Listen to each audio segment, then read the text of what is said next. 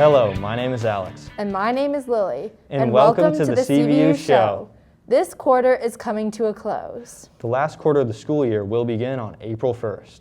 Our fun fact of the day is a cow-bison hybrid is called a beefalo. Awesome fun fact, Lily. In other news, next week on Tuesday for Cohort 1 and Friday for Cohort 2, you can join your advisory to play Is Your Advisor Smarter Than a Fifth Grader? This game will benefit the Big Change Roundup for the Vermont Children's Hospital. That's right. Every $10 donation will give your advisory an answer card to play the game. So listen on Tuesday or Friday to the questions that will be read over the intercom during advisory, and answer as many as you can correctly on your card. The two advisories with the most correct answers will win an exciting prize bag. To buy a card, bring cash, or a check made out to Big Change Roundup to Mrs. Wardwell in the Nexus Room 120. This year has been less normal than usual, especially for sports. That's right. So to get more insight on how it has been to play sports during a pandemic, we interviewed the girls' varsity basketball coach, Uta Otley. Hi, I'm Alex, and I'm joined with Uta Otley, the head of the CVU girls basketball team, the head coach, and a teacher at CVU. If you just want to tell us a little bit about yourself. Sure. Yeah, I've been working at CVU for about the last 14 years. I've been the girls basketball coach for the last 10, and I teach AP Gov and really enjoy working with CVU kids. Awesome. So the first question I have today is, what did it mean in the first place to even have a season this year? Yeah, I think we were thrilled, and it was really unexpected. I think back in the fall when I coached volleyball back in the fall, and I listened to the regulations. I really did not think that we were going to be allowed to play basketball at all, because there was so much emphasis on moving sports outside if at all possible, and I knew obviously you couldn't move basketball outside in the winter. So when we got the permission to start working out right after after Christmas during the break, we were all just ecstatic, and it felt really, really good to see the kids actually play again after a full summer of just really individual workouts and things like that. So it was really an unexpected surprise, really pleasant. Yeah, definitely. Awesome. The next question I have is, just you could see the cohesiveness of your team and just how they all played for one another and together. How did that impact the team in the season?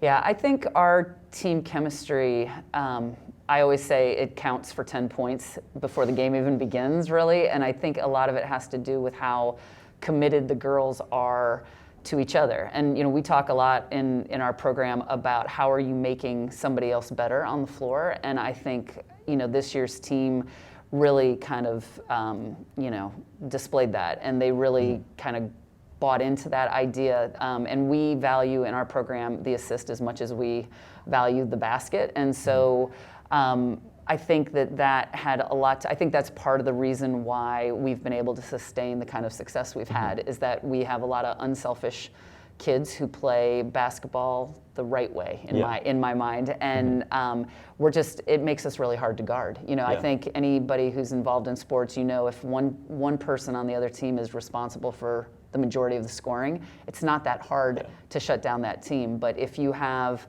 5 kids on the floor who all can score and whose teammates are trying to put them in a good position to score, it's really, really hard to guard. Absolutely. And so that's kind of our focus and kind of our goal every year.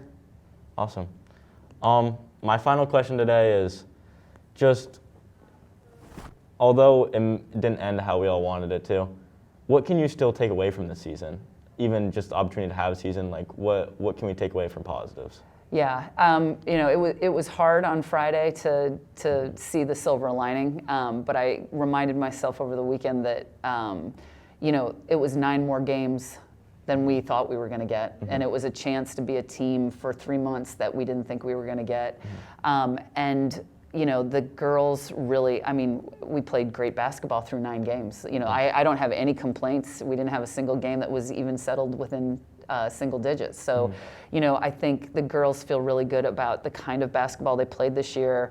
And the fact that it had to end a little bit early was disappointing, but I think everybody felt like they got better this year. I think we were taught a really important lesson to not take a minute of your high school career for granted, right? Like make it the most out of every chance you get. And and I think the relationships that the girls have this year that were formed this year from, our freshmen all the way up through our seniors, that those are going to last long. Yeah. Hopefully 15 years when they come back to visit me. Bigger than and basketball. and they're going to remember, and they're going to still be connected with each other in ways that, no You can't teach. win, doesn't take it away. Yeah, Yep. that's awesome.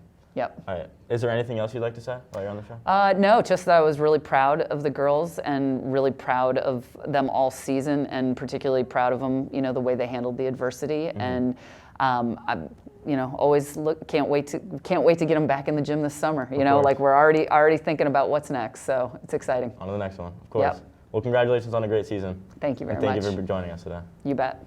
Back to the studio. Thanks, Alex. Attention all juniors. CVU is offering several book or college awards to members of the junior class. These awards are for specific colleges and grant money if the selected student attends that college. The application deadline is April 9th. Please see your school counselor if you have any questions that require additional information. Spring break is upon us. Our friend Joe has made some videos to help us find interesting things to do right here in Burlington.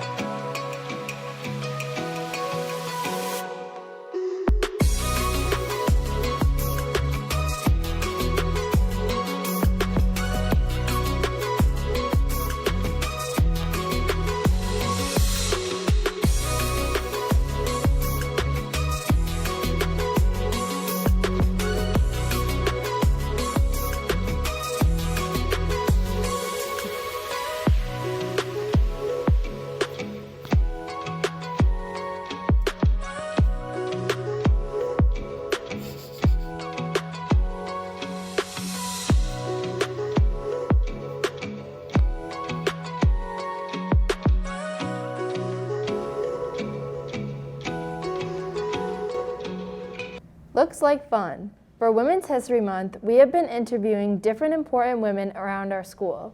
Last week we interviewed science teacher Jess Lemieux, and this week we interviewed Liz Locke. What's up, guys? My name's Aiden, and today we're interviewing Liz Locke. And my first question for you is, tell us a little bit about yourself. Hi, Aiden. Thanks for having me on the show. Some of you might recognize me. I work here at the CVU Summer Camp. I'm the director of fun there. It's the best job. Applications are open, and when it's not summer during the school year, I'm here in the Essentials program supporting students. Outside of school, I love getting outside to play and spending time with my 3 dogs. Yeah.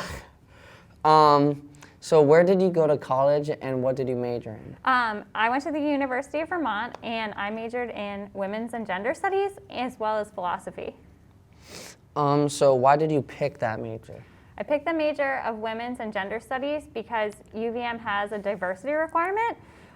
So it was a class that I took to get it out of the way my freshman year. I didn't really know what women's and gender studies was, but I got into it because it's hard to get into classes when you're a freshman. Yeah.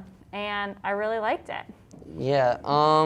So what is women's diversity requirements? So the diversity requirement means that all students at UVM have to take certain classes that focus on different marginalized groups and how they are affected by society and culture. And it just gives you a different lens about the stuff that you're learning in your other classes in the hopes of making you a better citizen. So what is women's studies? Women's studies is awesome. It's the study of women and how gender has affected society throughout history, but it carries into different content areas. So I took some English classes which had feminist authors. There were some history classes which looked at parts of history that you might not get in a more traditional history class. sociology classes, it's just a different way to look at the things that you're learning with an eye of how gender plays a role in that. Yeah. So did the stuff you learned in your class relate to your experience as a woman? It did. So the first thing that I learned was that I identify as a feminist, and for me that means that I want all people to be equal, and that means like giving access to women that matches that of men, but also all groups and everyone being equal, not just like putting one group above another. But it was really cool to learn the history of like the women's movement and different parts of like why society looks the way that it does today. Yeah, well, thank you so much for coming on the show, Liz. Back to the studio. Thanks, Aiden. I'm Alex, And I'm Lily. and this has been the CVU Show. Thanks for watching.